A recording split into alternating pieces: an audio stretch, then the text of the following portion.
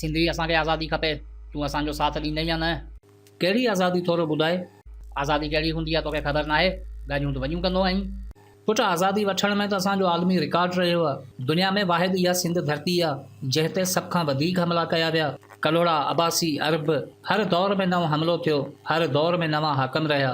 तारीख़ जे आईने में बग़ावत बि हमेशह अवल रही, पर हक़ीक़त हीअ आहे त आज़ादी असांजी क़िस्मत न रही। सदियुनि खां आज़ादी जी चाह रखी जिस्म खे बाग़ी बणाए, ज़हन खे ग़ुलाम बणाए छॾियो आहे। जहालत जो सफ़र एतिरो तवील रहियो आहे जो आज़ादी ऐं ग़ुलामी में को फ़र्क़ु ई न रहियो आहे। असांजी तारीख़ हीअ आहे त हर हमलावर खे सजदो करे तख़्त ते पाणी विहारियो आहे। जॾहिं बि सिंध जे सूरमनि जंग जोटी, असां उन्हनि जे ख़िलाफ़ पंहिंजो गद्दार बीहारियो आहे।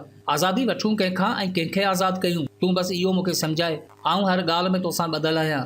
आज़ादी पंजाबियुनि खां वठणी आहे ऐं आज़ादु सिंधी क़ौम खे करणो आहे। पुटु, जेकॾहिं जिस्म ग़ुलामी जी अलामत बणिजी वञे, पोइ ज़हन खे आज़ादु करे छॾियो त ग़ुलामी जो वजूद ई न रहंदो।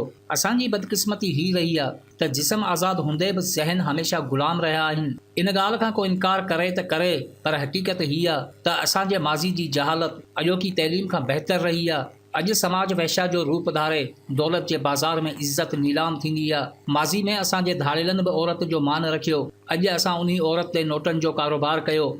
इन करे आज़ादी घुरूं था। हिननि पंजाबियुनि असांजा अहिड़ा हाल करे छॾिया आहिनि।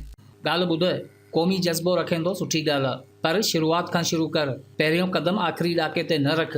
अदा मिसाल तौरु पाण ॿिन्ही खे बुखार आहे ऐं तोखे इन बुखार मां जान छॾाइणी आहे, पोइ तूं छा कंदे? पंहिंजो इलाजु कराईंदे या मूंखे डॉक्टर ॾांहुं वठी हलंदे? ज़ाहिरा पंहिंजो इलाजु कराईंदसि।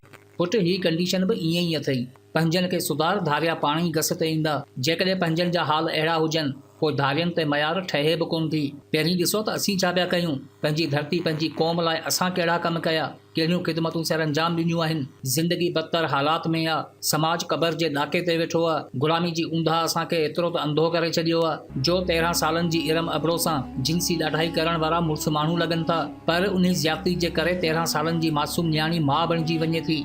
उन ते सोचण बि अजायो सम्झूं था।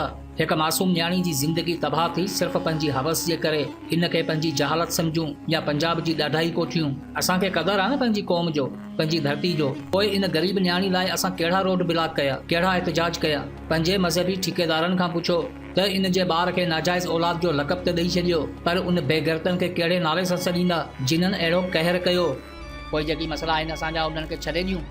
मसइला एतिरा आहिनि जेकी हल थी नथा सघनि। मसइलनि जी वजह खे झलियो, तहक़ीक़ कयो त ख़बर पइजी वेंदी त हर मसइले जी जड़ असांजी जहालत सां जुड़ियल आहे। आज़ादी जो नारो तॾहिं ठहंदो आहे जॾहिं ग़ुलामी खां नफ़रत हूंदी आहे। पंहिंजे माहौल जो जाइज़ो वठो त ख़बर पइजी वेंदी त असीं उन क़ौम सां वास्तो रखूं था जिते आज़ाद ज़हन तलाश करणा पवनि था ऐं ग़ुलामनि सां भरियल मैदान मिलनि था।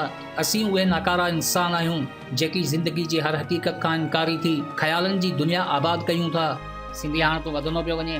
अदा सच ॻाल्हाइण में जे ताक़त खपे त ॿुधण में बि हिमत खपे। मूंखे ख़बर आहे त इलाही दोस्तनि जा मुंहं ॻाढ़ा थी विया हूंदा, पर जेकॾहिं तब्दीली चाहियो था, समाज में इनकलाब चाहियो था, पंहिंजी क़ौम, पंहिंजी धरती खे दुनिया सां ॻंढणु चाहियो था, त हक़ीक़त खे तस्लीम करणो आहे। ख़्याली दुनिया मां निकिरी सुजागी जो सफ़र शुरू कयो।